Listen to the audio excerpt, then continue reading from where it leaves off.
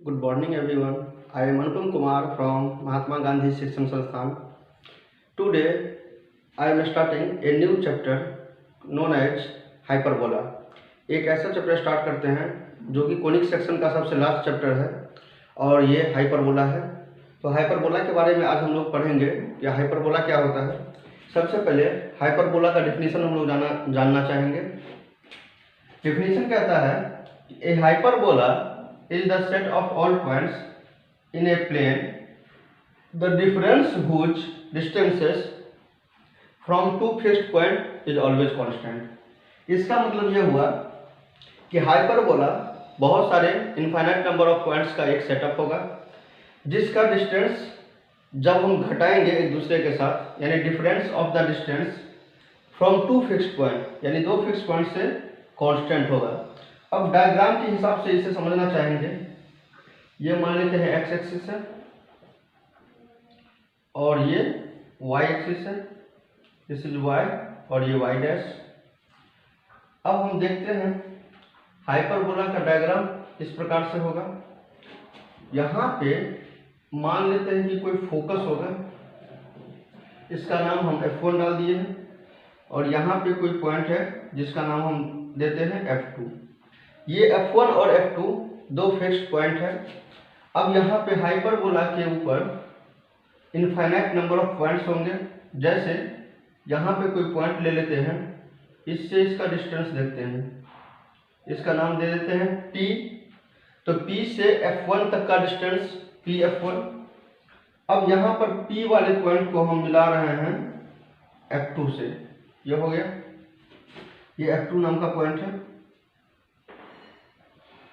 अब हम फिर क्या करते हैं कि यहाँ पे कोई दूसरा पॉइंट ले लेते हैं Q को मिला देते हैं F2 से, फिर Q को मिला देते हैं F1 से, ये दूसरा लाइन हो गया।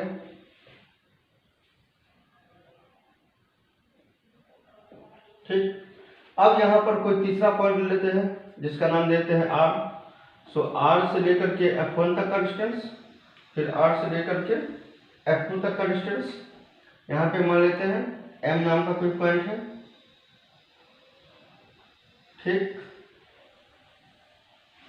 तो इस प्रकार से हम देख सकते हैं कि चार पॉइंट लिया गया है, दो पॉइंट इस कर्व पे लिया गया है P एंड R और दो पॉइंट लिए हैं दूसरे वाले कर्व पे जिसका नाम है Q एंड R। तो अगर हम P पॉइंट के बारे में बात करते हैं तो P से F1 तक का डिस्टेंस और P से F2 तक का डिस्टेंस, तो बड़ा डिस्टेंस जो होगा उसमें से माइनस करेंगे छोटे वाले डिस्टेंस को। तो यहाँ पे ऑब्वियसली है कि PF2 ज़्यादा बड़ा है, इसमें से हम PF1 को माइनस कर देंगे। तो P से लेकर के F2 यानी PF2 minus PF1 which is equal to, अब यहाँ हम Q से देखते हैं तो Q से लेकर के F1 तक का डिस्टेंस ये ज़्यादा है, तो QF1 माइनस QF2 हो जाएगा इज इक्वल टू।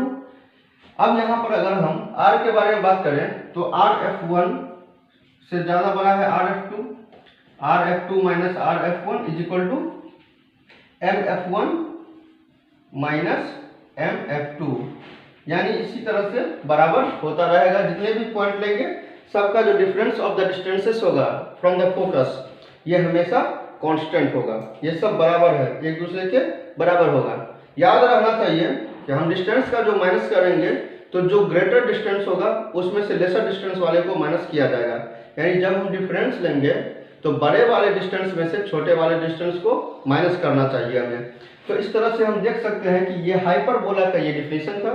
फिर से हम लोग समझेंगे कि यहाँ पे F2 और ये F1 ये दोनों का दोनों फिक्स्ड पॉइंट है और जो फिक्स्ड पॉइंट होता है उससे हम क्या कहेंगे, फोसी ऑफ द हाइपरबोला। तो जिस प्रकार से इलिप्स में भी फोसी था उसी प्रकार से हाइपरबोला में भी फोसी होगा। वहाँ पर इलिप्स में भी ये दोनों पॉइंट कांस्टेंट थे और यहाँ पर भी ये दोनों पॉइंट कांस्टेंट रहेगा। तो यहाँ पर F1 हम कह सकते हैं कि where F1 and F2 are called as foci of the hyperbola, इसे हम क्या कहेंगे, फोसी कह सकते हैं। तो ये था हमारा डिफिनीशन। हाइपरबोला का बहुत ही इम्पोर्टेंट चैप्टर है ये। तो इस तरह से हम देख सकते हैं कि हाइपरबोला का डिस्टेंस कैसे निकालेंगे, हम किस तरह से माइनस करेंगे।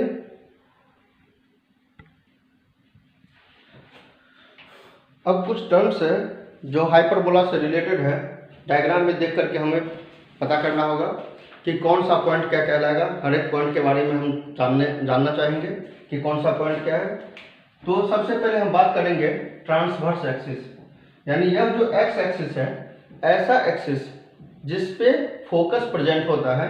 जैसे ये एक्स एक्सिस है, अभी यहाँ पे फोकस F1 और F2 दोनों प्रेजेंट है, तो इस लाइन को हम कहेंगे ट्रांसवर्स एक्सिस। यानी एक्स एक्सिस क्या कहलाएगा, यहाँ पे एक्स एक्सिस को हम क्या कह सकते हैं, इसे हम कह सकते हैं ट्रांसवर्स एक्सिस। ये हो गया हमारा ट्रांसवर्स एक्सिस। उसी तरह से ट्रांसवर्स एक्सिस पे जो परपेंडिकुलर यानी वाई एक्सिस है, इसे हम कहेंगे कंजुगेट एक्सिस।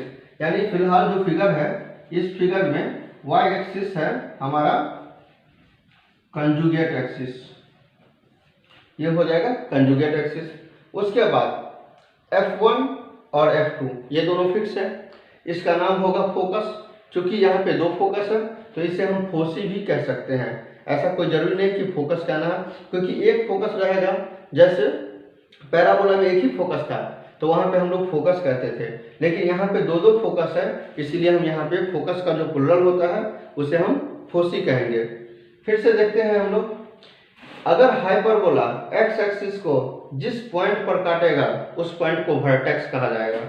तो यहाँ पे हम देख सकते हैं कि यह जो मेरा हाइपरबोला है, ये किस पॉइंट पे, इस पॉइंट पे काट रहा है और ये पॉइंट है। तो यह जो दोनों पॉइंट है हमारा, इसे हम क्या कहेंगे, वर्टेक्स। इस दोनों पॉइंट को हम क्या कहेंगे, वर्टेक्स ऑफ द हाइपरबोला।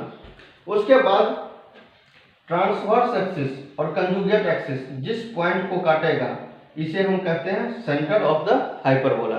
यानी यहाँ पे जो फिलहाल इसको हम मान लेते हैं O, तो O हमारा सेंटर हो गया। यहाँ पे हम ले लेते हैं P एंड Q, तो P एंड Q जो है हमारा वो वर्टेक्स है। हम इसे लिख देते हैं कि O जो है यहाँ पे सेंटर है, P and Q which is vertex, या उसे वर्टिसेस भी बोल सकते हैं। उसके बाद F1 एंड F2 इसे हम क्या कहेंगे, foci of the hyperbola. X axis जो यहाँ पे है जिसके ऊपर फोकस प्रेजेंट है उसे हम कहेंगे ट्रांसवर्स एक्सिस, और इसे हम कहेंगे कंजुगेट एक्सिस। यानी ट्रांसवर्स एक्सिस पे जो परपेंडिकुलर लाइन होगा जो सेंटर से पास करेगा उसे हम क्या कहेंगे, कंजुगेट एक्सिस। तो अब हम सबसे पहले इस फिगर के बारे में समझना बहुत ज़रूरी था, तो वो हम समझ चुके हैं। अब कुछ टर्म्स वगैरह होंगे जिसके बारे में, मतलब किस पॉइंट को किस से डिनोट करते हैं उसके बारे में अब हम बात करते हैं।